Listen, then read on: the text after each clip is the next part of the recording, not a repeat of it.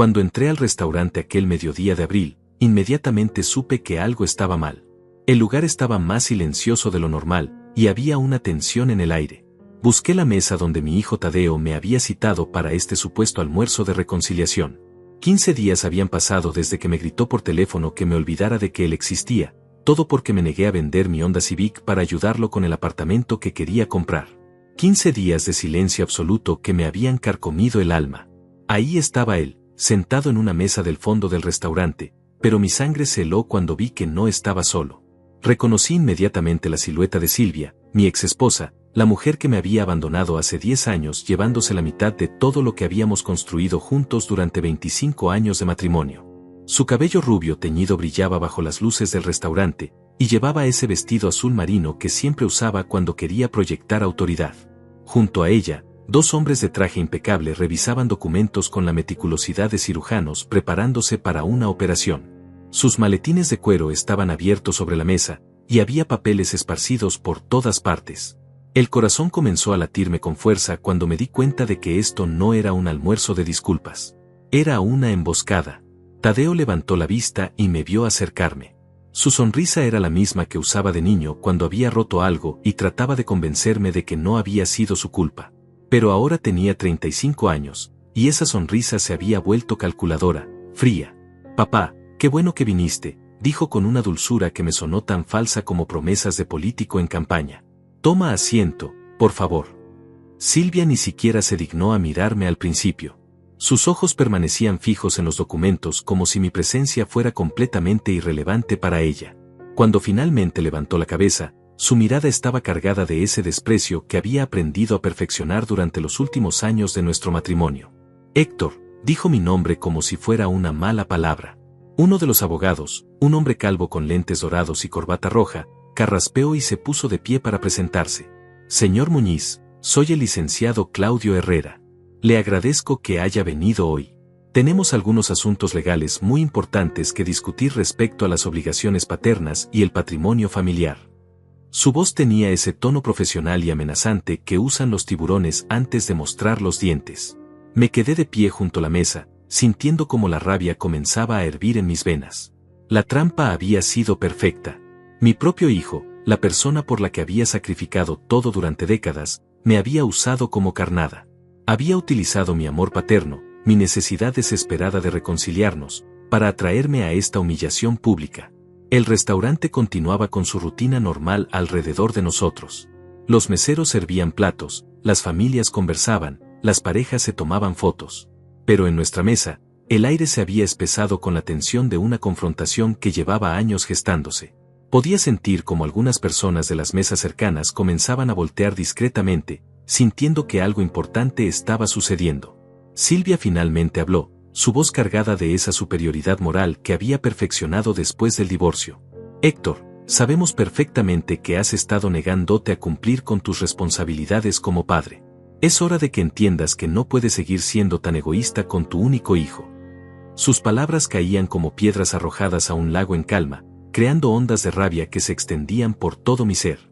El segundo abogado, más joven, con el cabello perfectamente peinado hacia atrás y un traje que probablemente costaba más que mi salario de 3 meses, abrió una carpeta llena de documentos oficiales. «Señor Muñiz, hemos preparado un acuerdo extrajudicial donde usted se compromete a liquidar sus bienes personales para contribuir al futuro económico de su hijo. Consideramos que es lo mínimo que puede hacer después de tantos años de abandono emocional y falta de apoyo real». Abandono emocional. Falta de apoyo real. Las palabras me golpearon como martillazos directos al estómago. Yo, que había trabajado turnos dobles y triples durante más de 20 años para que a Tadeo nunca le faltara nada. Yo, que me había saltado comidas y había usado ropa vieja para pagarle la universidad privada más cara de la ciudad porque él insistía en que era la única que le serviría para su futuro. Yo, que seguía mandándole dinero cada mes aunque ya fuera un hombre adulto con un trabajo estable y bien remunerado. Tadeo se inclinó hacia adelante en su silla, adoptando esa expresión seria y manipuladora que había perfeccionado durante años de práctica. «Papá, mira, no tiene que ser algo complicado. Solo necesitas firmar estos papeles aquí. El Honda se puede vender fácilmente, tiene buen mantenimiento y seguro encuentras comprador rápido. Con eso, más lo que tienes en tus ahorros, podré dar el enganche completo del apartamento que quiero comprar con Florencia. No es mucho lo que te estoy pidiendo, realmente. Su voz tenía esa modulación suave y persuasiva que había perfeccionado desde adolescente para conseguir todo lo que quería de mí. Era el mismo tono que había usado para convencerme de comprarle el carro cuando cumplió 18, el mismo que había empleado para que le pagara el viaje de graduación a Europa, el mismo que había utilizado miles de veces durante décadas para vaciar mi bolsillo y mi cuenta bancaria. Sentí como todas las miradas del restaurante comenzaban a converger hacia nuestra mesa. Los comensales de las mesas cercanas habían dejado de fingir que no estaban prestando atención. Una pareja de ancianos me miraba con lástima, como si fuera un animal herido. Una familia con niños pequeños había bajado la voz de sus conversaciones para poder escuchar mejor lo que estaba sucediendo en nuestro drama familiar. La humillación me quemaba la garganta como alcohol barato. Estaba ahí, sentado en un restaurante público, siendo chantajeado emocionalmente por mi propio hijo y mi exesposa, mientras dos abogados caros esperaban que firmara documentos que probablemente me dejarían en la ruina financiera. Era la culminación perfecta de años de manipulación, de sacrificios no reconocidos, de amor unidireccional que nunca había sido correspondido. Pero entonces, algo profundo dentro de mí comenzó a moverse. Era algo que había estado dormido durante años, algo que creía completamente muerto desde el día que Silvia se fue de casa llevándose todo lo que pudo cargar. Era mi dignidad. Era el hombre que había sido antes de convertirme en el cajero automático personal de mi familia. Una sonrisa comenzó a dibujarse lentamente en mi rostro. Era la primera sonrisa genuina que había tenido en semanas, quizás en meses. Saqué mi teléfono del bolsillo de mi camisa y marqué un número que tenía guardado en marcación rápida. Mario, ya puedes subir. Estamos en la mesa del fondo, la que está junto a la ventana grande. Sí, exactamente como lo planeamos. Los ojos de Silvia se agrandaron con sorpresa genuina. Por primera vez en toda la conversación, parecía haber perdido el control de la situación. Tadeo frunció el ceño, visiblemente confundido y preocupado. ¿A quién acabas de llamar, papá? Su voz había perdido toda la seguridad y autoridad anterior. Ahora sonaba como la de un niño asustado que acaba de darse cuenta de que su travesura perfecta había sido descubierta. Los dos abogados intercambiaron miradas nerviosas. Claudio, el calvo de los lentes dorados, carraspeó incómodamente. Señor Muñiz, ¿hay algún problema? Esperamos que pueda concentrarse en el asunto que nos convoca hoy. Me senté finalmente en la silla que habían dejado libre para mí, cruzando las manos sobre la mesa con una calma que no había sentido en años. Mi respiración se había vuelto profunda y controlada. Por primera vez desde que había entrado al restaurante, me sentía completamente dueño de la situación. «Qué sorpresa tan especial han preparado para mí», dije, mirando directamente a los ojos de cada uno de ellos, uno por uno, tomándome mi tiempo. Mi voz sonaba tranquila pero cargada de una autoridad que ni yo mismo sabía que aún poseía. Pero resulta que yo también estoy acompañado. Todo comenzó cuando yo tenía apenas 8 años y mi padre me llevó por primera vez a su taller mecánico. Era un lugar pequeño, lleno de herramientas oxidadas y el olor permanente a aceite de motor, pero para mí era el lugar más fascinante del mundo. «Mijo», me decía mientras me enseñaba a distinguir una llave inglesa de un destornillador, un hombre de verdad se gana el respeto con el trabajo de sus manos, no con palabras bonitas ni promesas vacías. Mi padre, Claudio Muñiz, era un hombre de pocas palabras pero de principios sólidos como piedra. Había llegado de un pueblo pequeño con nada más que una maleta de cartón y sueños de darle una vida mejor a su familia. Trabajaba desde las 5 de la mañana hasta las 8 de la noche, 7 días a la semana, y nunca lo escuché quejarse ni una sola vez. Sus manos estaban siempre manchadas de grasa, pero cuando me acariciaba la cabeza, yo sentía que esas manos valían más que todo el oro del mundo. «Héctor», me decía mientras reparábamos juntos un motor viejo, «la vida te va a poner pruebas difíciles. Habrá gente que querrá que les des todo sin dar nada a cambio. Pero tú recuerda siempre que el amor verdadero no se mendiga, se gana con acciones, no con exigencias». Sus palabras se me grabaron en el alma como hierro candente marcando ganado. Cuando Tadeo nació, yo tenía 26 años y estaba decidido a ser el mejor padre del mundo. Silvia y yo acabábamos de casarnos, y yo trabajaba en una empresa de construcción durante el día y ayudaba a mi padre en el taller por las tardes. Recuerdo perfectamente el momento en que tomé a mi hijo en brazos por primera vez. Era tan pequeño, tan frágil, que juré que nunca le faltaría nada, que tendría todas las oportunidades que yo no había tenido. Pero desde muy pequeño, Tadeo mostró una personalidad completamente diferente a la mía. Mientras yo había crecido ayudando a mi padre y aprendiendo el valor del trabajo duro, él parecía creer que el mundo le debía todo simplemente por existir. A los 5 años ya sabía cómo manipular a Silvia para conseguir los juguetes más caros. A los 10, había perfeccionado el arte de las rabietas cuando no obtenía lo que quería inmediatamente. Ese niño está muy consentido, me advertía mi padre cuando Tadeo tenía 12 años y acababa de exigir que le compráramos la bicicleta más cara de la tienda porque todos sus amigos tenían una mejor que la suya. Los hijos necesitan límites, Héctor. Si no aprende ahora que las cosas se ganan, nunca lo va a aprender. Pero yo no podía soportar ver a mi hijo triste. Cada vez que ponía esa cara de decepción, cada vez que me decía papá, tú no me quieres cuando le negaba algo, mi corazón se derretía como mantequilla al sol. Trabajaba horas extra, pedía préstamos, me saltaba comidas, pero siempre encontraba la manera de darle lo que pedía. Silvia me apoyaba en esto. Es nuestro único hijo, me decía. Merece tener lo mejor. Mi padre murió cuando Tadeo tenía 15 años. El cáncer se lo llevó en apenas 6 meses, y en su lecho de muerte me tomó la mano con sus dedos ya débiles pero aún callosos por décadas de trabajo honesto. Hijo, me susurró con voz quebrada, no dejes que nadie se aproveche de tu buen corazón. Ni siquiera la familia. A veces, la gente que más queremos es la que más daño nos puede hacer.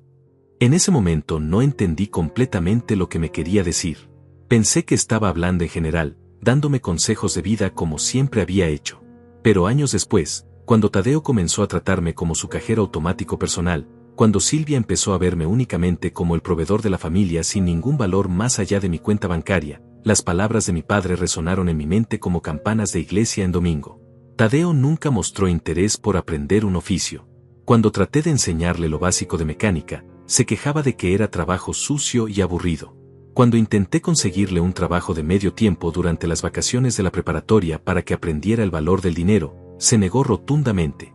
Papá, yo vine a estudiar, no a trabajar como un obrero, me dijo con un desprecio que me atravesó como cuchillo. En la universidad, estudió administración de empresas en la institución privada más cara de la ciudad. Cada semestre yo tenía que hacer malabares financieros para pagar sus colegiaturas, sus libros, su apartamento cerca del campus, su carro, sus gastos sociales. Trabajaba turnos dobles en la construcción, aceptaba trabajos de fin de semana, incluso vendía algunas herramientas de mi padre que había guardado como recuerdo. ¿Para qué quieres esas cosas viejas?, me preguntó Tadeo cuando me vio empacar las herramientas para venderlas.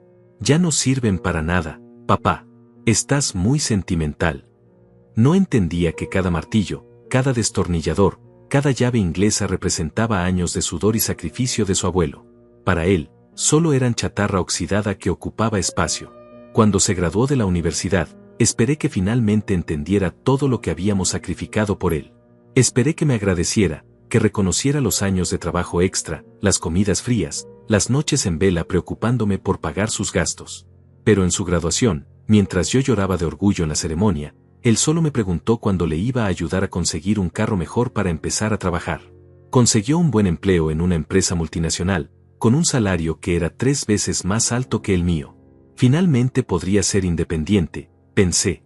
Finalmente podría descansar un poco y quizás ahorrar algo para mi propia vejez. Pero no fue así. Cada mes llegaba con nuevas emergencias, que necesitaba dinero para la renta de un apartamento mejor, que tenía que comprar ropa ejecutiva, que sus gastos sociales eran importantes para hacer contactos profesionales. Papá, tú no entiendes cómo funciona el mundo corporativo, me explicaba con esa paciencia condescendiente que usan los maestros con niños lentos. Hay que invertir en imagen, en contactos, en presencia. No es como tu trabajo donde solo importa cuánto cemento puedas cargar. Silvia siempre tomaba su lado en estas discusiones. Héctor, el muchacho tiene razón. Está construyendo su futuro. Nosotros ya vivimos nuestra vida, ahora es momento de apoyarlo en la suya. Era fácil para ella decir eso, porque trabajaba medio tiempo en una oficina y nunca había tenido que cargar bultos de cemento bajo el sol de 40 grados para pagar las facturas. Los años pasaron y yo seguí siendo el banco personal de Tadeo. Cuando cumplió 30 años, ya no era un joven que estaba construyendo su futuro. Era un hombre adulto con un trabajo estable, pero que seguía viendo a su padre como una fuente inagotable de dinero. Para entonces, yo ya había comenzado a sentir el peso de los años en mis rodillas y mi espalda. El trabajo de construcción es duro, y después de 30 años en el oficio, mi cuerpo empezaba a cobrar la factura. Pero cada vez que intentaba hablar con él sobre la posibilidad de que fuera más independiente económicamente, él tenía la respuesta perfecta. Papá, ¿acaso no quieres que yo progrese? ¿No quieres que tenga una vida mejor que la tuya? Y yo, como siempre, terminaba cediendo, porque en el fondo seguía siendo ese padre que no podía soportar decepcionar a su hijo. Mi padre había tenido razón desde el principio. Había criado a un hijo que creía que el mundo le debía todo, que pensaba que el amor se mide en pesos y centavos, que veía a su familia como empleados puestos en la tierra para servirle. Y lo más doloroso de todo era darme cuenta de que yo había sido el principal responsable de crear este monstruo de egoísmo. Ahora, sentado en ese restaurante frente a mi hijo y mi exesposa, rodeado de abogados que querían despojarme de lo poco que me quedaba, las palabras de mi padre resonaban en mi mente con una claridad dolorosa. No dejes que nadie se aproveche de tu buen corazón, hijo, ni siquiera la familia. Los primeros signos de que algo estaba cambiando en mi familia aparecieron hace aproximadamente 2 años, cuando Tadeo comenzó a salir con Florencia. Ella era una mujer ambiciosa, con estudios en finanzas y una familia de clase media alta que siempre había tenido más dinero que nosotros. Desde el primer momento en que la conocí, sentí cómo me evaluaba con la mirada, como si fuera un activo en una hoja de balance que no cumplía con sus expectativas. Mucho gusto, señor Muñiz, me había dicho en nuestra primera reunión, estrechando mi mano con la punta de los dedos, como si tuviera miedo de ensuciarse. Su sonrisa era perfecta pero fría, y cuando me preguntó a qué me dedicaba y le dije que trabajaba en construcción, vi cómo su expresión cambió sutilmente. Era una mirada que conocía bien, la misma que me daban algunos clientes cuando llegaba a sus casas con mi ropa de trabajo. Florencia tenía la habilidad de hacer comentarios que sonaban como cumplidos pero que en realidad eran puñaladas envueltas en papel de regalo. ¡Ay, Tadeo! Qué admirable que tu papá haya trabajado tanto con sus manos toda la vida. Es tan auténtico, decía con esa sonrisa que no llegaba nunca a sus ojos. Debe ser muy diferente a las familias más tradicionales. Poco a poco, comencé a notar cómo Tadeo empezaba a cambiar cuando estaba con ella. En nuestras conversaciones telefónicas, comenzó a hacer comentarios sobre mi falta de visión empresarial y mi mentalidad limitada. Papá, Florencia me ha abierto los ojos sobre muchas cosas. Su familia tiene inversiones, propiedades, un patrimonio real. No como nosotros, que siempre hemos vivido al día. ¿Al día? Le pregunté la primera vez que dijo eso. Hijo, te pagué una universidad privada, tienes un carro, nunca te ha faltado nada. ¿Cómo puedes decir que hemos vivido al día? Pero él solo suspiró con esa impaciencia que había desarrollado recientemente cuando hablaba conmigo. No, papá, tú no entiendes. Tener lo básico no es lo mismo que tener patrimonio real, inversiones que generen dinero mientras duermes. Las visitas a mi casa se volvieron cada vez más raras. Cuando venían, Florencia siempre encontraba algo que criticar discretamente.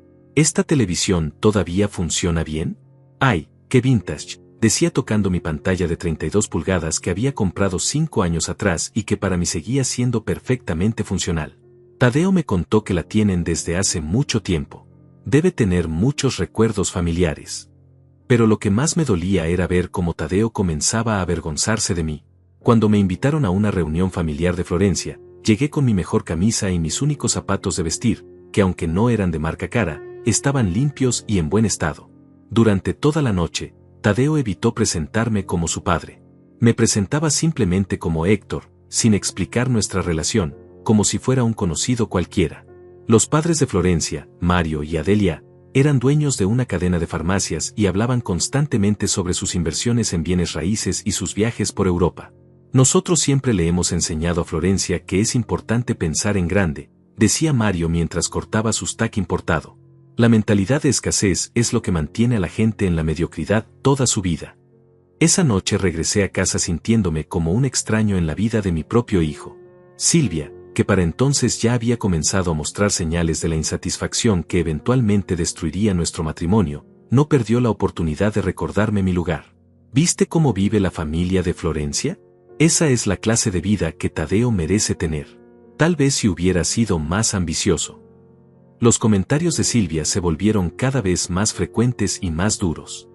Héctor, ya tienes 50 años y sigues en el mismo trabajo de siempre. ¿No te da pena que tu hijo tenga que explicarle a su novia por qué su padre nunca progresó en la vida? Sus palabras eran como ácido, corroyendo lentamente la poca autoestima que me quedaba después de años de sacrificios no reconocidos. Tadeo comenzó a cancelar nuestros almuerzos dominicales, que habían sido tradición durante años. Papá, es que Florencia y yo tenemos compromisos sociales los fines de semana. Ya sabes, networking, eventos importantes para nuestras carreras. Cuando le preguntaba si yo podía acompañarlos alguna vez, me respondía con evasivas, es que son eventos muy específicos, papá. No creo que te sientas cómodo. La gota que derramó el vaso fue cuando cumplí 55 años. Tradicionalmente, siempre habíamos celebrado los cumpleaños en familia, con un almuerzo casero y una torta simple pero hecha con amor. Ese año esperé la llamada de Tadeo toda la mañana. Finalmente llegó a las 8 de la noche. Feliz cumpleaños, papá. Perdón que no te haya llamado antes, pero estuvimos todo el día viendo apartamentos con Florencia. ¿Sabías que encontramos uno increíble en el mejor barrio de la ciudad? No me preguntó cómo había pasado el día, si había hecho algo especial, o si quería que nos viéramos para celebrar. Todo el tiempo habló sobre el apartamento, sobre lo caro que era, sobre cómo él y Florencia estaban invirtiendo en su futuro. Cuando colgué el teléfono, me di cuenta de que había pasado mi cumpleaños completamente solo, viendo televisión y comiendo una pizza congelada. Silvia había salido esa noche con las amigas, pero yo sabía que en realidad estaba comenzando a salir con otros hombres. Nuestro matrimonio se había convertido en una formalidad fría. Ella me veía como un fracaso, como el obstáculo que impedía que ella y Tadeo tuvieran la vida que merecían. Si hubieras estudiado una carrera, si hubieras tenido más ambición, si fueras más como el papá de Florencia, eran frases que escuchaba constantemente. Un día, mientras limpiaba la casa, encontré unos mensajes de texto en el teléfono de Silvia que había dejado olvidado en la sala.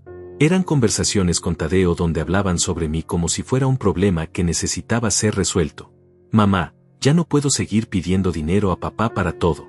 Florencia dice que es vergonzoso que un hombre de mi edad dependa económicamente de sus padres. Y la respuesta de Silvia, tienes razón, hijo, tu padre nunca va a cambiar. Tal vez es hora de que tomemos decisiones más drásticas. Esa noche confronté a Silvia sobre los mensajes. Su reacción no fue de arrepentimiento o vergüenza, sino de irritación por haber sido descubierta. ¿Y qué querías que hiciera, Héctor? ¿Que siguiera mintiendo y pretendiendo que todo está bien? Tadeo tiene derecho a tener una vida mejor, y nosotros somos los únicos que podemos ayudarlo a conseguirla. ¿Nosotros? Le pregunté. Silvia, yo soy el único que ha estado trabajando para mantener esta familia. Tú trabajas medio tiempo en esa oficina y gastas más en ropa que lo que ganas. Pero ella ya había perfeccionado su arsenal de respuestas para hacerme sentir culpable. Claro, siempre es mi culpa, ¿verdad? Nunca es culpa del hombre que se conformó con un trabajo de obrero y que nunca tuvo la ambición de darle algo mejor a su familia. Los meses siguientes fueron una guerra fría constante en mi propia casa. Silvia y Tadeo habían formado una alianza en mi contra, y yo me había convertido en el villano de mi propia historia familiar. Cada conversación se convertía en una crítica a mis decisiones de vida, a mi falta de ambición, a mi egoísmo por no querer endeudarme más para financiar los sueños de grandeza de Tadeo. Florencia comenzó a venir más seguido a la casa, y cada visita era una masterclass en manipulación psicológica. Señor Héctor, Tadeo me cuenta que usted siempre ha sido muy trabajador. Debe ser frustrante haber trabajado tanto y no tener mucho que mostrar por ello, decía mientras examinaba mi sala con esa mirada evaluadora que me hacía sentir como un fracasado en mi propia casa. La tensión llegó a su punto máximo cuando Tadeo y Florencia anunciaron que querían casarse y comprar un apartamento juntos. Papá, necesitamos hablar sobre tu contribución para nuestro futuro, me dijo Tadeo durante una de sus raras visitas. Florencia y yo hemos estado viendo nuestras opciones, y pensamos que sería justo que nos ayudes con el enganche del apartamento. ¿Justo? Pregunté.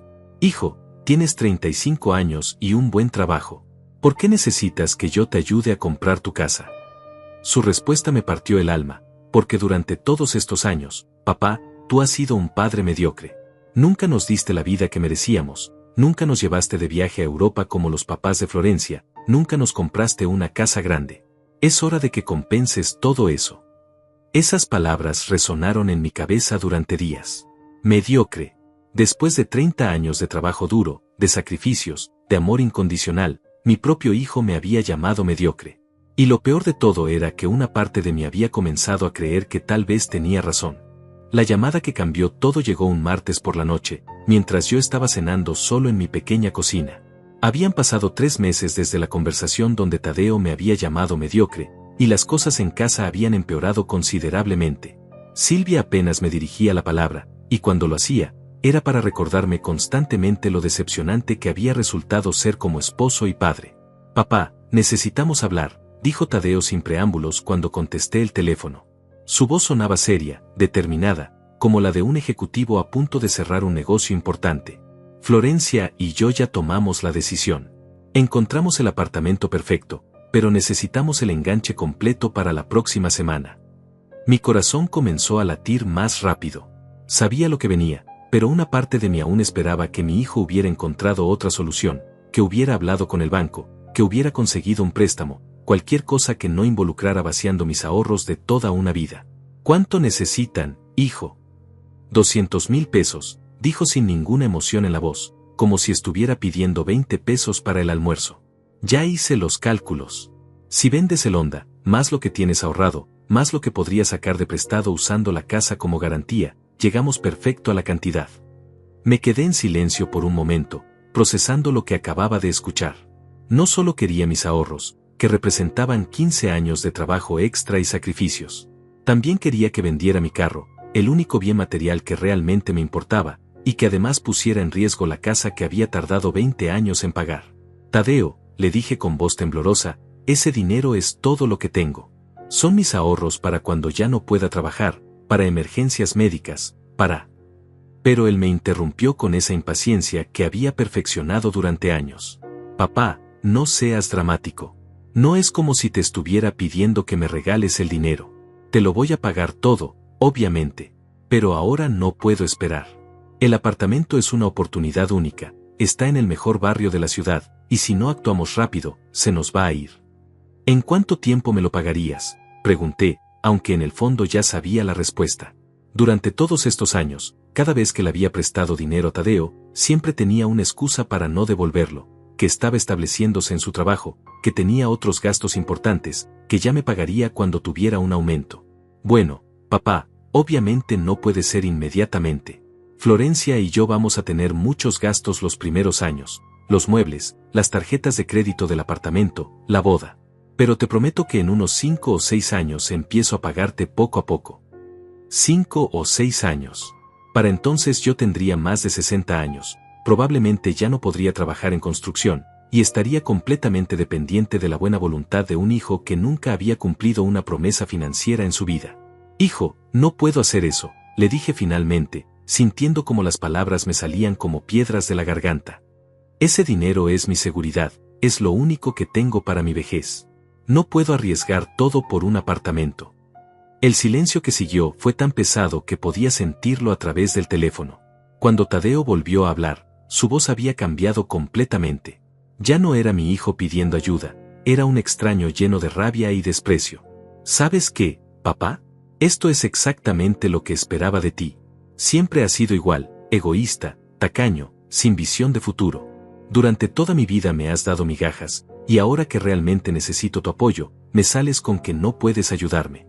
«Tadeo, no es que no quiera ayudarte, es que...». «No», me gritó con una furia que nunca había escuchado en su voz. «No quiero escuchar tus excusas. ¿Sabes lo que me da más coraje? Que Florencia tenía razón sobre ti desde el principio. Me dijo que nunca ibas a estar a la altura, que siempre ibas a ser un mediocre que se conformara con lo mínimo». Cada palabra era como un martillazo directo al pecho. Mi propio hijo estaba usando las palabras de su novia para destruirme emocionalmente, para hacerme sentir como el peor padre del mundo simplemente porque me negaba a entregarle los ahorros de toda mi vida. «Me da vergüenza tener un padre como tú», continuó, su voz cargada de veneno. «Un hombre que no es capaz de sacrificarse por el futuro de su hijo. ¿Sabes cuántas veces he tenido que mentir sobre ti cuando la gente me pregunta a qué se dedica mi papá? ¿Cuántas veces he tenido que inventar excusas por tu mediocridad? Tadeo, por favor, cálmate. Podemos buscar otra solución, podemos». «No hay otra solución», me interrumpió. «La solución eras tú, y me fallaste. Como siempre me has fallado.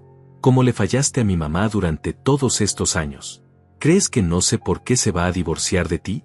Porque está cansada de estar casada con un perdedor. La mención del divorcio me golpeó como un puñetazo en el estómago. Sabía que las cosas con Silvia estaban mal, pero escucharlo de boca de mi hijo, dicho con tanto desprecio, me confirmó que mi familia había estado planeando mi destrucción a mis espaldas. Escúchame bien, papá, dijo Tadeo con una frialdad que me heló la sangre. O me ayudas con este apartamento, o puedes olvidarte de que tienes un hijo. Ya estoy cansado de fingir que me importa lo que pase contigo. Florencia tiene razón, hay gente que simplemente no está destinada a ser exitosa, y tú eres una de esas personas. Hijo, no puedes hablarme así. Soy tu padre, te he dado todo. No me has dado nada, explotó. Me has dado una vida mediocre, un apellido sin prestigio, una familia de la cual tengo que avergonzarme. Los papás de Florencia ya tienen apartamentos que les van a dejar a sus hijos, ya tienen inversiones, ya construyeron un patrimonio real. ¿Y tú qué me vas a dejar? ¿Un Honda Civic del 2010 y una casa en un barrio de clase media baja? Me quedé sin palabras. Durante 35 años había trabajado sin descanso para darle la mejor vida posible a mi hijo. Había sacrificado mi salud, mis ahorros, mis propios sueños, todo para que él tuviera oportunidades que yo nunca tuve. Y ahora me estaba diciendo que todo había sido insuficiente, que yo había sido insuficiente. Tienes hasta mañana para decidir, me dijo con una finalidad que no admitía discusión. O vendes el carro y me das el dinero, o esta es la última conversación que vamos a tener en nuestras vidas. Y no creas que estoy bromeando. Ya hablé con mamá, y ella está completamente de acuerdo conmigo. Tadeo, espera. Pero la línea ya estaba muerta. Mi hijo había colgado, dejándome solo en mi cocina, sosteniendo un teléfono que de repente se sentía como el objeto más pesado del mundo. Las lágrimas comenzaron a caer sin que pudiera controlarlas, lágrimas de rabia, de tristeza, de una decepción tan profunda que sentía como si me hubieran arrancado el alma del pecho. Esa noche no pude dormir. Me quedé sentado en mi sala, mirando las fotografías familiares que colgaban de las paredes. Tadeo de bebé en mis brazos. Tadeo en su primera bicicleta. Tadeo en su graduación universitaria. En todas las fotos, yo aparecía sonriendo con orgullo, creyendo que estaba construyendo una relación sólida con mi hijo, creyendo que el amor y el sacrificio eventualmente serían recompensados con respeto y cariño. Al día siguiente, Tadeo me llamó exactamente a la misma hora. ¿Ya decidiste, papá? Su voz sonaba como la de un cobrador de deudas, fría y profesional. Hijo, no puedo hacer lo que me pides. No puedo arriesgar todo mi futuro. No me dejó terminar. Perfecto, dijo con una calma que me dio más miedo que sus gritos del día anterior. Entonces ya no tienes hijo. Para mí, Héctor Muñiz murió hoy. No me llames, no me busques, no trates de contactarme. Voy a cambiar mi número de teléfono, y ya le dije a mamá que cuando se divorcie de ti, no quiero que vuelvas a saber nada de mi vida. Tadeo, por favor, no hagas esto. Soy tu padre, podemos arreglar. Adiós, Héctor, dijo usando mi nombre como si fuéramos desconocidos. Espero que tus ahorros y tu carrito viejo te den la compañía que necesitas, porque van a ser lo único que te quede. El sonido del teléfono colgando resonó en mi oído como un disparo.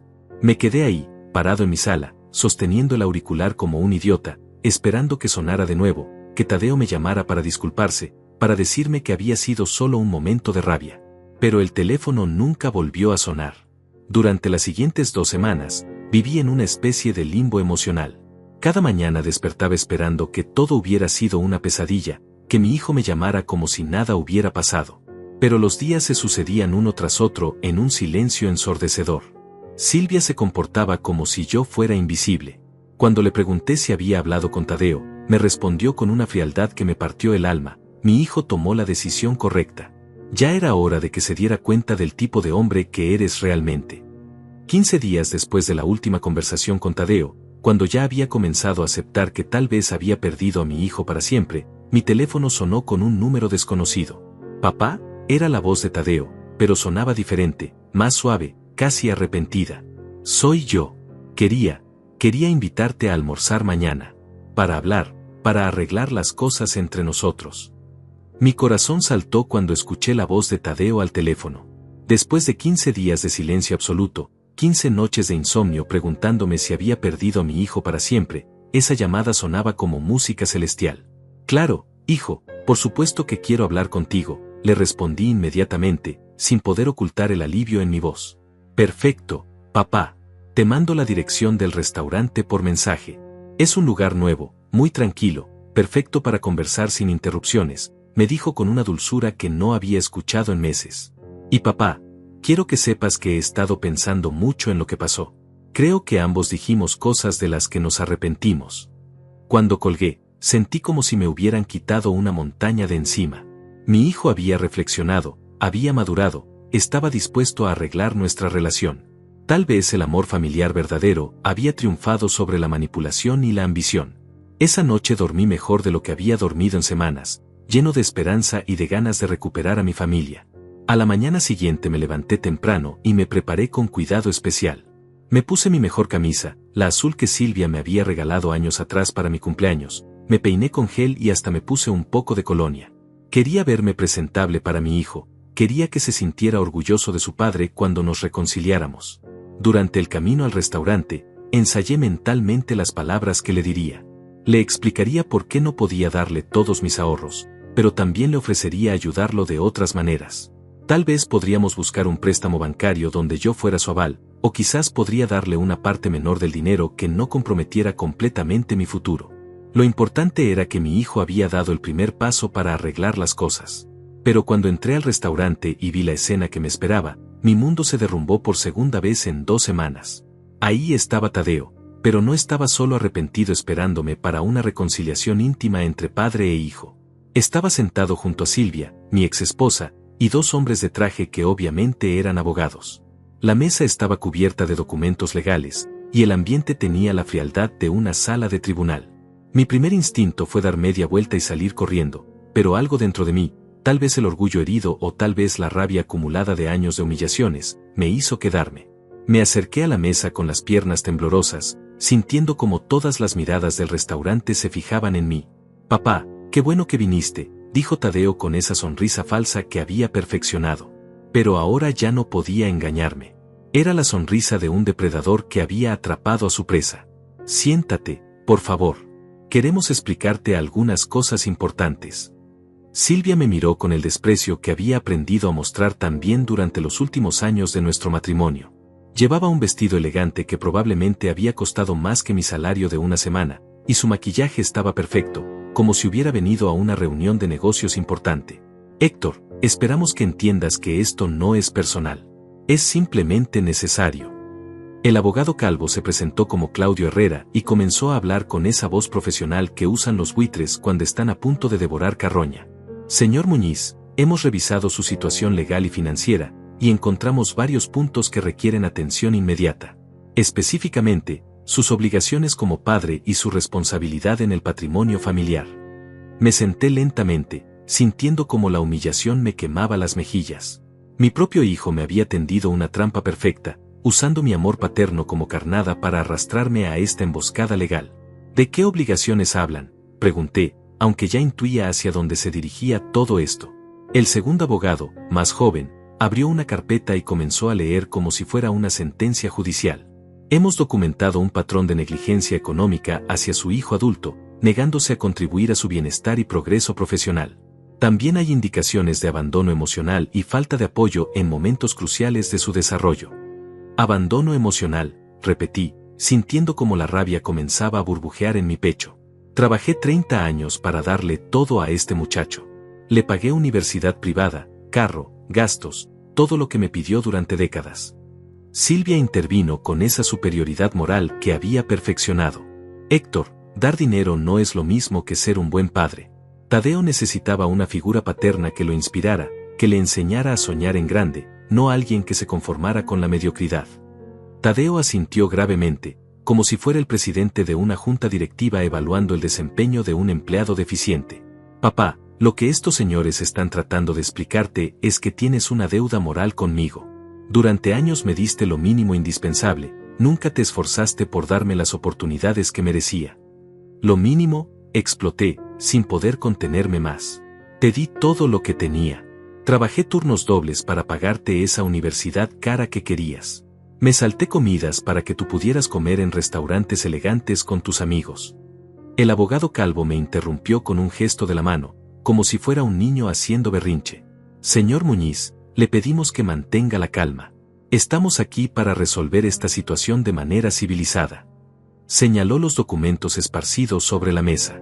Hemos preparado un acuerdo donde usted se compromete a liquidar sus activos personales para contribuir al futuro de su hijo. Es lo justo después de años de contribuciones insuficientes. Me quedé mirando los papeles como si fueran serpientes venenosas. Era increíble la frialdad con la que habían planeado despedazarme económicamente. No solo querían mis ahorros y mi carro, sino que habían encontrado una manera legal de hacerme sentir culpable por negarme a entregarles todo lo que había trabajado durante toda mi vida. Tadeo, le dije directamente a mi hijo, ignorando a los abogados, ¿realmente crees que esto está bien? ¿Crees que es justo chantajearme emocionalmente para que te dé todo mi dinero?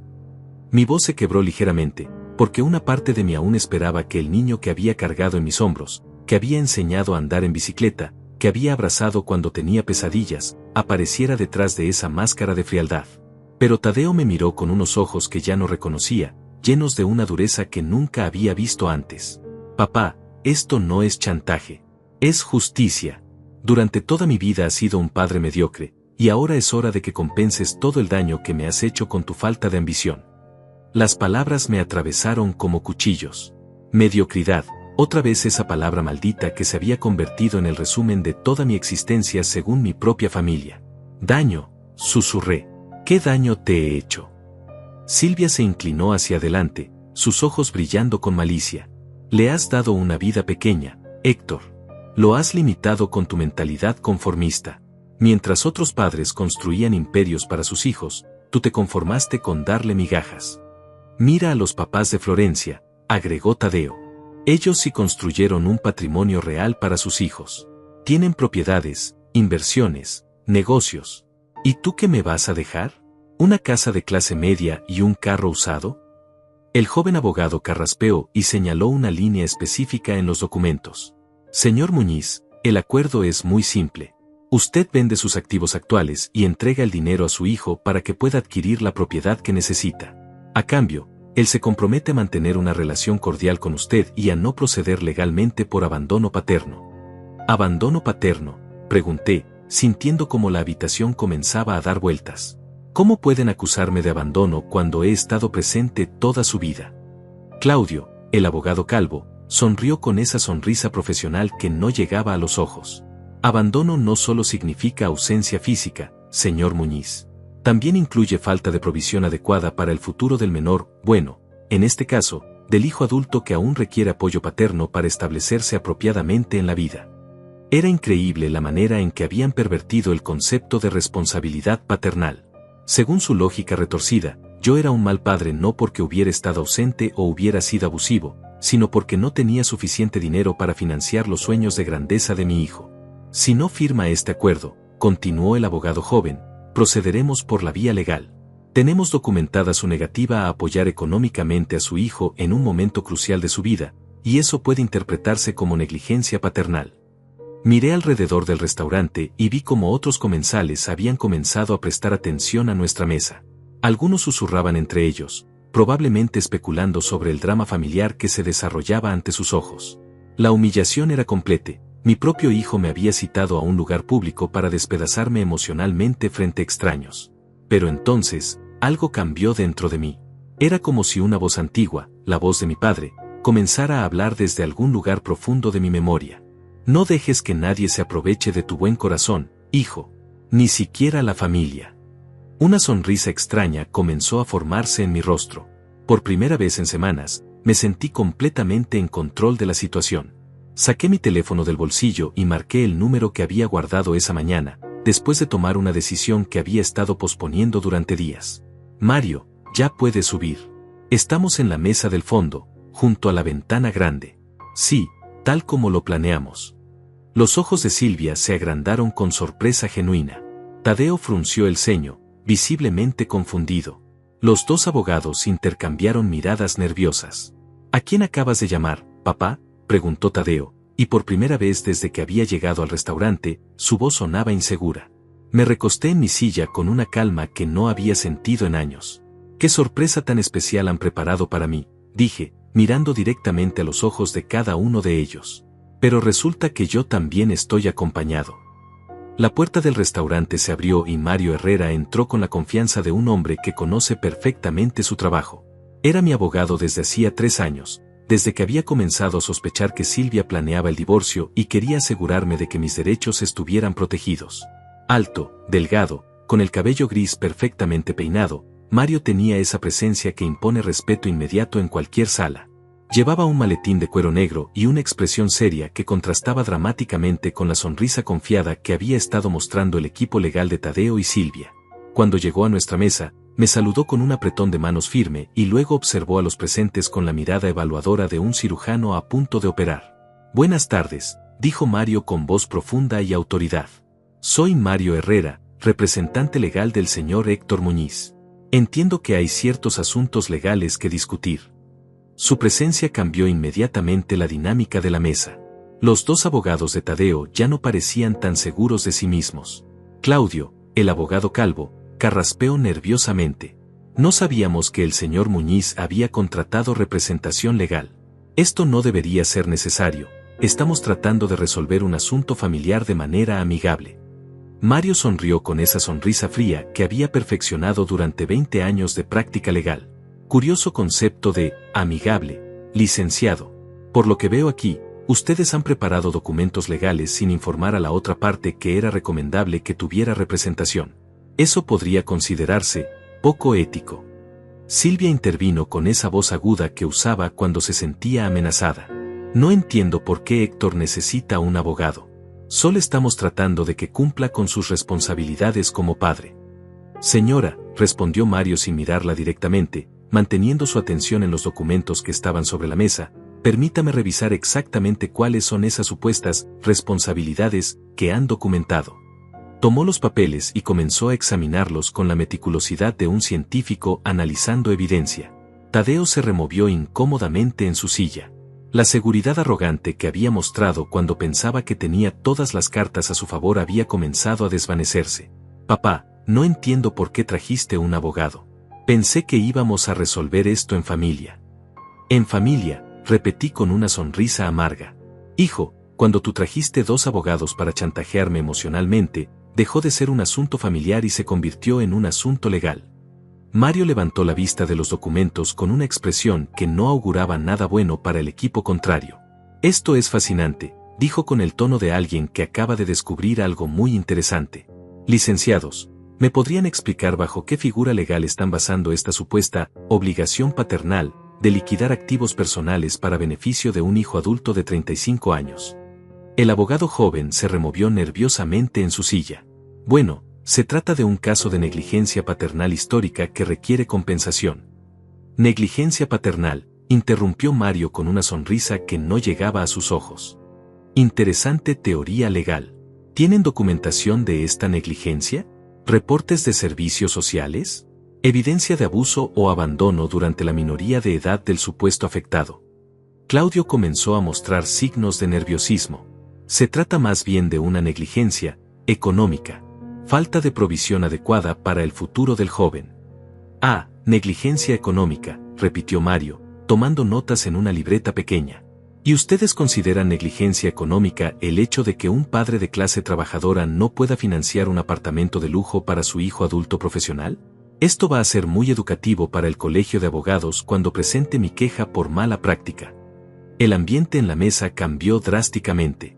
Los 2 abogados de Tadeo intercambiaron miradas nerviosas, claramente dándose cuenta de que habían subestimado la situación. Silvia había perdido toda su compostura anterior y ahora parecía una actriz que había olvidado su guión. Mario abrió su maletín y sacó una carpeta considerablemente más gruesa que la que habían traído ellos. Ya que estamos hablando de responsabilidades familiares y obligaciones legales, creo que es momento de que revisemos algunos hechos interesantes que hemos documentado durante los últimos meses. ¿Qué hechos?, preguntó Tadeo, su voz ahora claramente preocupada. Bueno, por ejemplo, comenzó Mario hojeando los documentos, tenemos registros bancarios que muestran que durante los últimos 15 años, el señor Héctor Muñiz ha transferido aproximadamente 800,000 pesos a su hijo Tadeo en forma de préstamos y ayudas familiares que nunca fueron devueltos. El número cayó sobre la mesa como una bomba. Yo mismo me sorprendí. Nunca había calculado la cantidad total de dinero que le había dado a Tadeo a lo largo de los años. 800,000 pesos representaban más de 10 años de mi salario. Mario continuó implacablemente. También tenemos documentación de que el señor Muñiz financió completamente la educación universitaria privada de su hijo, incluyendo colegiaturas, libros, apartamento, vehículo y gastos personales, por un total aproximado de 300,000 pesos adicionales. Silvia había comenzado a palidecer visiblemente. Esos eran gastos normales de cualquier padre. Por supuesto que eran gastos normales, concordó Mario con sarcasmo. Tan normales que representan más del equivalente a 15 años del salario promedio mexicano. Y todo esto para un hijo que ahora demanda que su padre liquide sus únicos activos para financiar sus caprichos inmobiliarios. Tadeo se inclinó hacia adelante, tratando de recuperar el control de la situación. Eso no tiene nada que ver con lo que estamos discutiendo ahora. Mi papá tiene la obligación moral de... Obligación moral, lo interrumpió Mario con una sonrisa feroz. Hablemos de obligaciones morales, joven. ¿Considera usted una obligación moral el hecho de que un hijo adulto, profesional, con ingresos estables, chantajee emocionalmente a su padre trabajador para obtener dinero? Sacó una grabadora pequeña de su maletín, porque resulta que tenemos grabaciones de las conversaciones telefónicas donde usted amenaza a su padre con cortar toda relación familiar si no le entrega sus ahorros de toda la vida. Mi corazón se saltó un latido. No sabía que Mario había grabado las llamadas. Tadeo se puso pálido como papel. Eso es ilegal. No pueden grabar conversaciones privadas. En realidad, sonrió Mario, en México es completamente legal grabar conversaciones cuando una de las partes consiente, especialmente cuando hay sospecha de extorsión o chantaje. Y su padre, preocupado por las amenazas que había recibido, nos pidió que documentáramos cualquier contacto posterior. El abogado joven trató de intervenir desesperadamente. Licenciado, creo que estamos malinterpretando la naturaleza de... Malinterpretando, Mario levantó una ceja.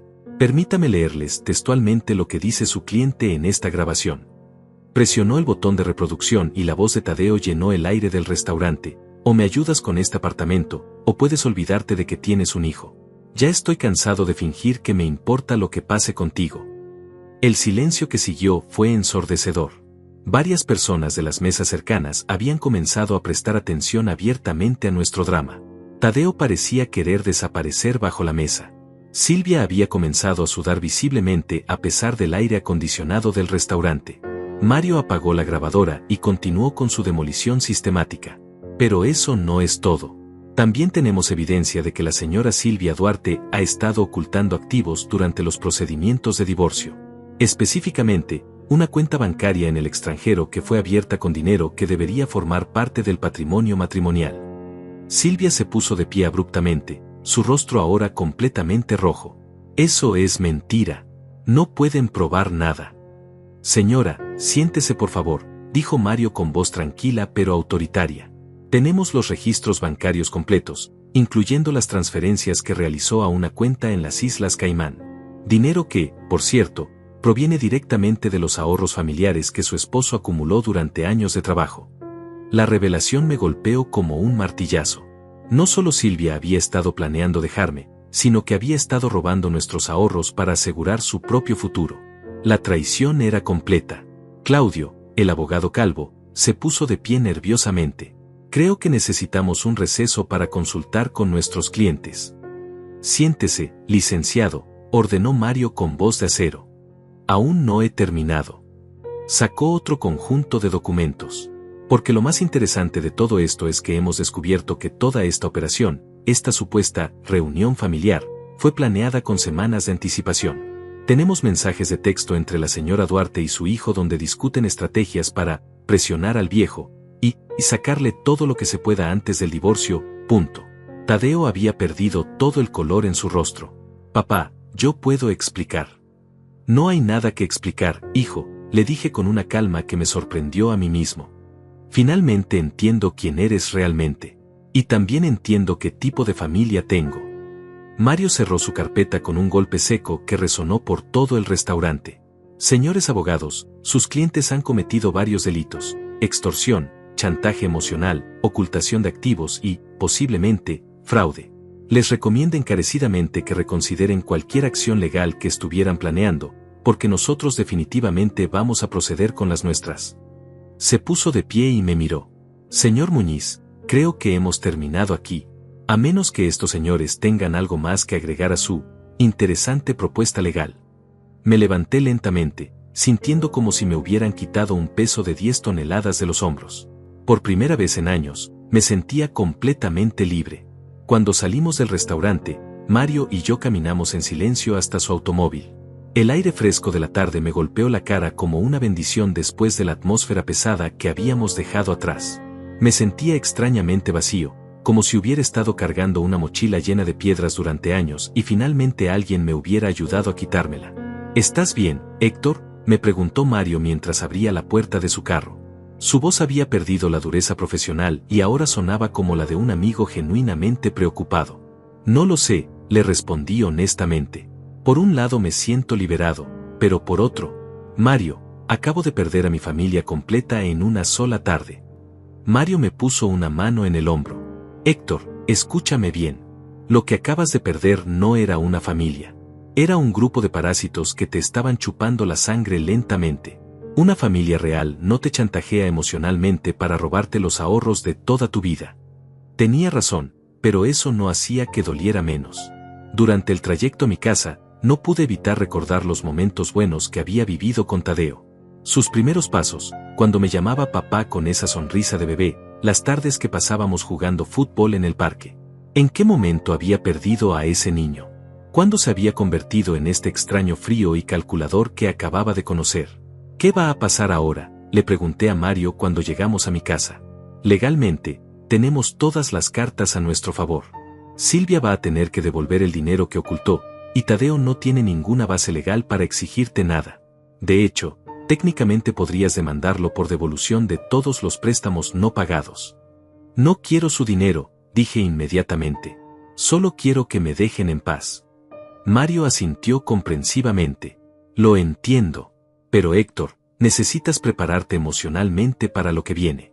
Gente como Silvia y Tadeo no se van a quedar quietos después de haber sido expuestos así.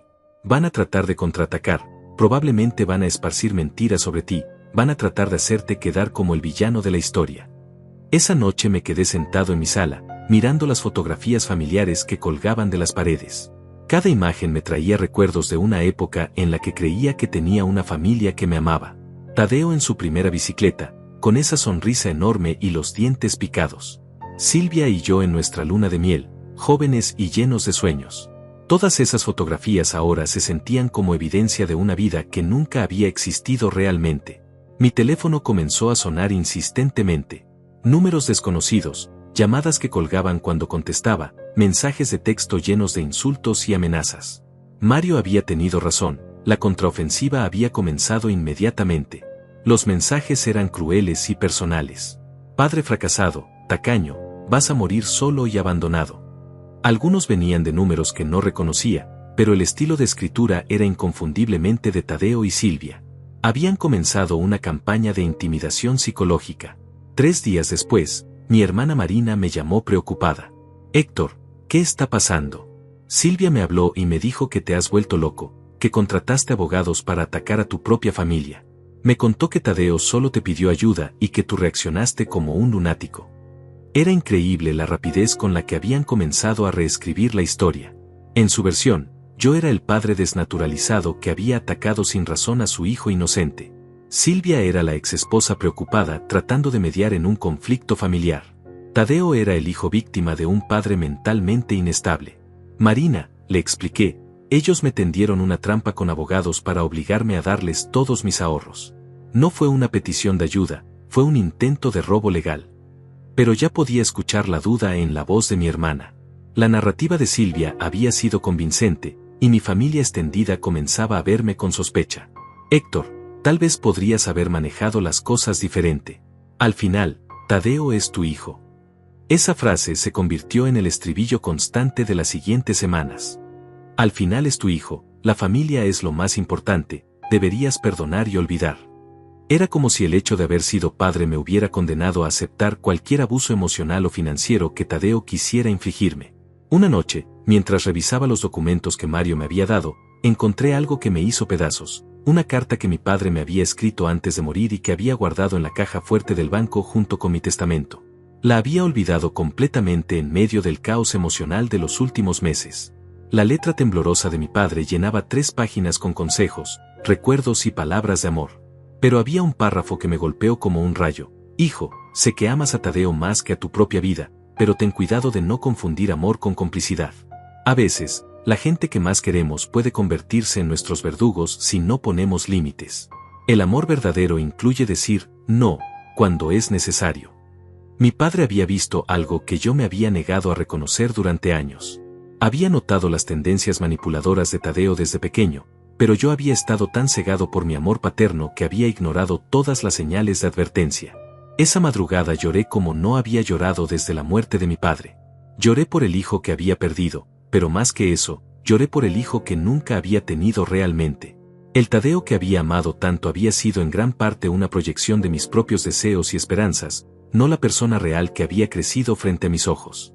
Al amanecer, tomé una decisión que me cambió la vida. Descolgué todas las fotografías familiares de las paredes y las guardé en cajas. No las tiré, porque esos momentos habían sido reales para mí, aunque hubieran sido fingidos para ellos. Pero necesitaba espacio para respirar, para redescubrir quién era yo sin el peso de ser el padre fracasado de Tadeo o el esposo mediocre de Silvia. Mario me había recomendado un psicólogo que se especializaba en abuso familiar y manipulación. Héctor, lo que has vivido tiene un nombre: abuso financiero y emocional. No es tu culpa, pero si necesitas ayuda profesional para procesar todo esto y evitar que vuelva a pasar. Durante mi primera sesión con el doctor Lorenzo Valdés, algo se aclaró en mi mente. Héctor, me dijo con voz gentil pero firme, has sido víctima de una forma muy sofisticada de abuso. Te hicieron creer que tu valor como persona dependía de cuánto dinero pudieras dar, cuántos sacrificios pudieras hacer. Eso no es amor, es explotación. Por primera vez en años, alguien me estaba diciendo que no era mi culpa, que el amor no se mide en pesos y centavos, que ser un buen padre no significa aceptar cualquier demanda financiera, que tener límites no me convertía en una mala persona. Pero la recuperación emocional no era un proceso rápido. Algunas noches me despertaba pensando en Tadeo, preguntándome si tal vez debería haber cedido, si tal vez el precio de mantener a mi familia habría valido la pena. Esas dudas me carcomían como ácido. Fue durante una de esas noches de insomnio que recordé otra frase de mi padre: un hombre que no se respeta a sí mismo no puede enseñarle a nadie más a respetarlo. Había llegado el momento de aprender a respetarme a mí mismo, aunque eso significara estar solo. Los días siguientes a la revelación en el restaurante fueron una montaña rusa emocional, pero algo había cambiado fundamentalmente en mí. Por primera vez en décadas, no me despertaba cada mañana preguntándome qué nueva demanda financiera tendría que enfrentar. Mi teléfono había dejado de ser una fuente de ansiedad constante, y mis ahorros estaban seguros en mi cuenta bancaria. Mario me visitó una semana después con noticias que me llenaron de una satisfacción que no había esperado sentir. Héctor, Silvia ha aceptado devolver todo el dinero que ocultó en las cuentas extranjeras. Su abogado le advirtió que si procediéramos legalmente, podría enfrentar cargos penales por fraude y ocultación de activos. ¿Cuánto dinero era?, pregunté, curioso por saber la magnitud de la traición. 120,000 pesos, respondió Mario. Dinero que había estado transfiriendo secretamente durante los últimos 2 años, aparentemente preparándose para el divorcio y asegurándose de que tú no tuvieras acceso a esos fondos. La cifra me dejó sin aliento. 120,000 pesos representaban casi 3 años de mi salario, dinero que habíamos ahorrado juntos con el sudor de mi frente y que ella había robado sistemáticamente mientras me hacía sentir culpable por no ganar más. Pero eso no es todo, continuó Mario con una sonrisa que no había visto antes. Tadeo también quiere negociar. Al parecer, sus abogados le advirtieron que las grabaciones que tenemos podrían usarse para demandarlo por extorsión. Está dispuesto a firmarte un documento donde renuncia a cualquier demanda futura sobre tu patrimonio. No pude evitar sonreír. La misma ambición y cobardía que habían llevado a Tadeo a chantajearme ahora lo hacían retroceder cuando se enfrentaba a consecuencias reales. ¿Qué quiere a cambio? Básicamente, que no procedas legalmente contra él. Quiere que esto se quede como un asunto familiar resuelto, sin antecedentes legales que puedan afectar su carrera profesional. La ironía era deliciosa. Tadeo había pasado años diciéndome que era un mediocre sin ambición, pero ahora estaba suplicando para proteger su preciosa reputación profesional. Acepto, le dije a Mario. Pero quiero que quede por escrito que él renuncia para siempre a cualquier derecho sobre mi patrimonio, incluyendo herencia futura. Durante las siguientes semanas, me dediqué a reconstruir mi vida desde cero. Era extraño tener control total sobre mi tiempo y mi dinero después de tantos años de vivir para satisfacer las demandas de otros. Al principio me sentía culpable cada vez que gastaba dinero en mí mismo, como si estuviera traicionando algún deber sagrado hacia mi familia. Pero gradualmente comencé a redescubrir quién era yo cuando no tenía que ser el cajero automático de nadie. Compré herramientas nuevas para el pequeño taller que instalé en mi garaje, algo que había querido hacer durante años pero que siempre había pospuesto porque era mejor ahorrar el dinero para emergencias de Tadeo. También comencé a tomar las clases de soldadura que había estado posponiendo durante una década. Siempre me había fascinado el trabajo artístico con metal, pero nunca había tenido tiempo ni dinero para dedicarle a algo tan frívolo. Ahora, por primera vez en mi vida adulta, podía invertir en mis propios sueños sin sentirme egoísta. El instructor del curso, un hombre mayor llamado Daniel, se convirtió en una figura paterna inesperada. Héctor, me dijo durante una de nuestras conversaciones después de clase, tienes talento natural para esto. Deberías considerar hacer piezas para vender. Hay un mercado grande para trabajos de herrería artística. La idea de tener mi propio negocio pequeño, algo completamente mío, me emocionó de una manera que no había sentido en años.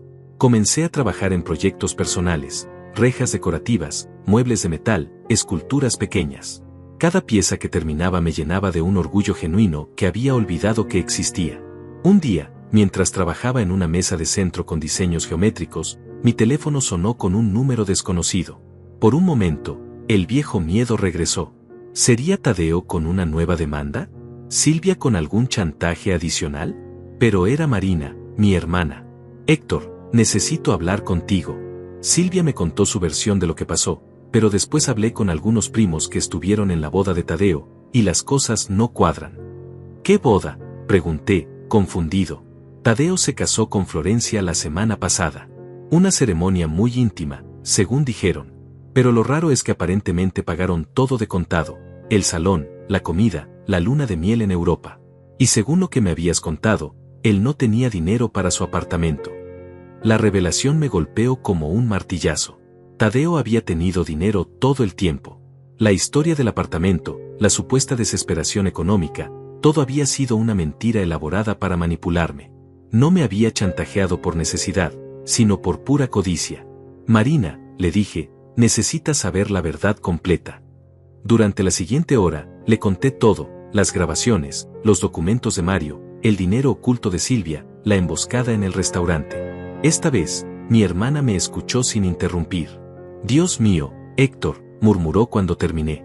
No tenía idea de que fuera tan grave. Silvia me había hecho creer que estabas teniendo algún tipo de crisis de mediana edad.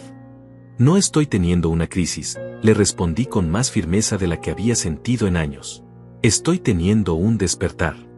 La conversación con Marina marcó el inicio de una reconciliación con el resto de mi familia extendida. Gradualmente, la verdad comenzó a filtrarse, y la narrativa cuidadosamente construida por Silvia y Tadeo empezó a desmoronarse. Mis primos, mis cuñados, incluso algunos amigos que habían sido influenciados por su versión de los eventos, comenzaron a acercarse para disculparse. Pero lo más importante no era la vindicación social. Era la paz que había encontrado conmigo mismo.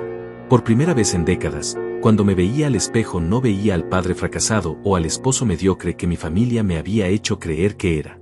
Veía a un hombre trabajador que había sacrificado demasiado por gente que no lo merecía, pero que finalmente había encontrado el valor para defender su dignidad. Mi nuevo negocio de herrería artística comenzó a crecer de boca en boca. Cada cliente satisfecho me recomendaba con otros, y pronto tenía más trabajo del que podía manejar yo solo. La ironía no se me escapaba. La misma creatividad y dedicación al trabajo que Tadeo había despreciado como mediocridad ahora me estaban dando no solo independencia económica, sino también reconocimiento y respeto genuinos. Un tarde, mientras terminaba una reja ornamental para una casa de lujo, recibí una llamada que no esperaba. Era Florencia, la esposa de Tadeo, y sonaba nerviosa, casi desesperada. Señor Héctor, necesito hablar con usted. Es sobre Tadeo. Las cosas no están bien entre nosotros, y creo que usted tenía razón sobre algunas cosas. Su voz temblaba, y pude escuchar lágrimas contenidas. Pero por primera vez en mi vida, no sentí la necesidad compulsiva de correr a rescatar a alguien de mi familia extendida de sus propios errores. Florencia, Le dije con gentileza pero firmeza, siento mucho que estés pasando por problemas, pero ya no puedo involucrarme en los dramas de Tadeo. Te deseo lo mejor, pero necesitas resolver esto sin mi ayuda. Cuando colgué, me di cuenta de que había cruzado una línea definitiva. El Héctor anterior habría corrido inmediatamente a tratar de arreglar cualquier problema que involucrara a su hijo, incluso indirectamente. Pero el nuevo Héctor había aprendido que no era mi responsabilidad rescatar a adultos de las consecuencias de sus propias decisiones. Esa noche me senté en mi nuevo taller, rodeado de mis herramientas y mis proyectos, sintiendo una satisfacción profunda que no había experimentado en décadas. Había perdido una familia, pero había encontrado algo mucho más valioso, mi autorrespeto y mi libertad. 2 años después de aquella tarde que cambió mi vida, me despierto cada mañana en mi casa renovada sintiendo algo que había olvidado que existía, paz genuine. El taller de herrería que instalé en el garaje se ha convertido en un negocio próspero que me da no solo independencia económica, sino también el respeto de una comunidad que valora el trabajo bien hecho. Esta mañana de sábado, mientras pulía una escultura de metal que había terminado para un cliente, escuché el timbre de la puerta. Al abrir, me encontré con una sorpresa que no había esperado. Mi nieta Sofía, de 7 años, parada junto a una mujer que reconocí como Florencia, pero que se veía muy diferente a la persona arrogante que había conocido años atrás. Abuelo Héctor, dijo Sofía con esa sonrisa tímida que me partió el corazón, mami dice que tú haces cosas bonitas de metal y que tal vez me puedes enseñar. Florencia se veía nerviosa, demacrada, con ojeras que hablaban de noche sin dormir. Señor Héctor, sé que no tengo derecho a pedirle nada después de todo lo que pasó, pero me divorcié de Tadeo hace 6 meses. Y Sofía siempre pregunta por su abuelo paterno. Los invité a pasar, y mientras preparaba café, Florencia me contó una historia que era dolorosamente familiar. Tadeo había resultado ser exactamente el mismo hombre conmigo que con ella, manipulador, exigente, incapaz de asumir responsabilidades. Había gastado todos sus ahorros en inversiones arriesgadas, había acumulado deudas enormes, y cuando ella había tratado de ponerle límites, él había comenzado a tratarla con el mismo desprecio que me había mostrado a mí. Él siempre decía que usted era el problema, que usted había sido egoísta y tacaño, me confió Florencia mientras Sofía exploraba curiosamente mi taller. Pero cuando comenzó a tratarme de la misma manera, me di cuenta de que el problema nunca había sido usted. No sentí satisfacción al escuchar esto, solo una tristeza profunda por el hombre en que se había convertido mi hijo, y compasión por las nuevas víctimas de su egoísmo. ¿Cómo están económicamente?, le pregunté. Mal, admitió. Tadeo se quedó con todo en el divorcio porque tenía mejores abogados. Estoy trabajando 2 empleos para mantener a Sofía, pero es difícil. Mirando a mi nieta, que había comenzado a jugar con pedazos de metal en mi taller, sentí algo que no había experimentado en años, el deseo genuino de ayudar a alguien de mi familia. Pero esta vez era diferente. No era la compulsión desesperada de complacer que me había dominado durante décadas. Era una elección consciente, con límites claros. Florencia, le dije, no puedo arreglar tu situación financiera, pero sí puedo ofrecerte algo diferente. Necesito ayuda administrativa en mi negocio, y Sofía puede venir aquí después de la escuela mientras tú trabajas. Si quieres aprender algo del oficio, también puedo enseñarte. Los ojos de Florencia se llenaron de lágrimas. ¿Por qué sería tan generoso conmigo después de cómo lo traté? Porque no lo hago por ti, le respondí honestamente. Lo hago por Sofía, y porque he aprendido que la verdadera familia no siempre es de sangre. A veces es de elección mutua, respeto y cariño genuino. Durante los meses siguientes, Florencia se convirtió en una empleada valiosa y Sofía en la luz de mis tardes. Verla aprender a usar herramientas simples, escuchar sus preguntas sobre cómo funciona el metal, sentir su abrazo espontáneo cuando terminaba una pieza particularmente bonita, me recordaba por qué había querido ser padre en primer lugar. Un día, mientras enseñaba a Sofía a lijar una pieza pequeña, ella me preguntó, abuelo, ¿por qué papá dice que eres una mala persona? Mami dice que eres el hombre más bueno que conoce. La pregunta me dolió, pero también me dio la oportunidad de enseñarle algo importante. Sofía, a veces las personas lastimadas lastiman a otros. Tu papá está enojado conmigo porque no le di algo que él quería, pero eso no me convierte en mala persona. Aprender a decir no, cuando es necesario es parte de ser una persona responsable. Mi hermana Marina había comenzado a visitarme regularmente, trayendo a sus propios nietos para que conocieran a Sofía. Mi casa, que había estado silenciosa y vacía durante tanto tiempo, volvió a llenarse de risas infantiles. Pero ahora era diferente. Esta familia que estaba construyendo era elegida, basada en respeto mutuo y cariño genuino, no en obligaciones culposas o manipulación emocional. Una tarde, mientras trabajaba en una pieza especialmente compleja, recibí una llamada que había estado esperando sin saberlo. Era Tadeo, y por primera vez en años, su voz sonaba quebrada, vulnerable. «Papá», dijo, y pude escuchar lágrimas contenidas, «me enteré de que estás viendo a Sofía. Quería disculparme por todo lo que pasó. He estado en terapia, y mi psicóloga me ayudó a entender que lo que te hice estuvo mal». Escuché en silencio mientras me contaba sobre cómo había perdido todo su dinero, cómo se había quedado solo después del divorcio, cómo finalmente había comenzado a entender el daño que había causado a todas las personas que lo habían amado. «¿Crees que algún día podrías perdonarme?», me preguntó con una voz tan pequeña que me recordó al niño que había sido alguna vez. «Tadeo», le respondí después de una larga pausa, «te perdono. Pero perdonar no significa olvidar, y no significa que las cosas puedan volver a ser como antes. Si realmente quieres una relación conmigo, va a tener que ser una nueva, construida sobre respeto mutuo y límites claros». No fue una reconciliación inmediata ni dramática. Tadeo comenzó a llamarme ocasionalmente, siempre con respeto, nunca pidiendo dinero o favores. Gradualmente, comenzó a visitarme en el taller, donde podía ver a Sofía bajo mi supervisión. Era un progreso lento, doloroso a veces, pero genuino. Un año después, cuando Sofía cumplió 8 años, organizamos una pequeña fiesta en mi casa. Tadeo vino, Florencia estaba ahí con su nuevo novio, un hombre gentil que trataba a Sofía como si fuera su propia hija. Marina trajo a sus nietos, y algunos de mis nuevos amigos del mundo de la herrería artística también se unieron. Mientras veía a Sofía soplar las velas de su pastel, rodeada de gente que la amaba genuinamente, me di cuenta de que había logrado algo que nunca había imaginado posible. Había construido una familia real.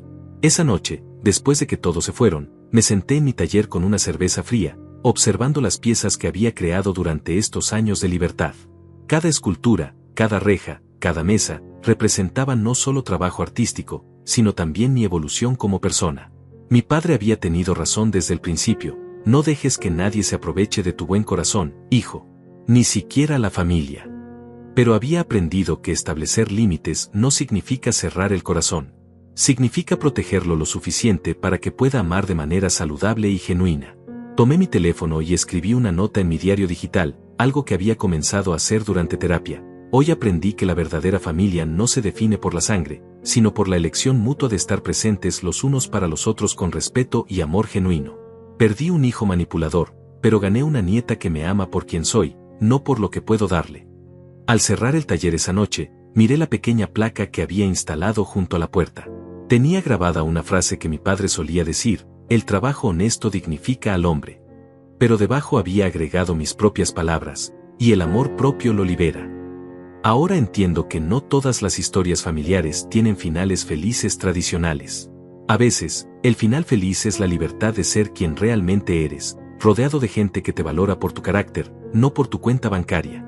Algunos vínculos de sangre son inquebrantables, pero otros necesitan romperse para que las personas puedan sanar y crecer. Mi nombre es Héctor Muñiz, tengo 60 años, y finalmente aprendí que nunca es demasiado tarde para elegir la dignidad sobre la conveniencia, el autorrespeto sobre la falsa paz familiar. Y esa elección me dio algo que el dinero nunca podría comprar: una vida auténtica, llena de relaciones genuinas y la satisfacción profunda de ser exactamente quien estoy destinado a ser.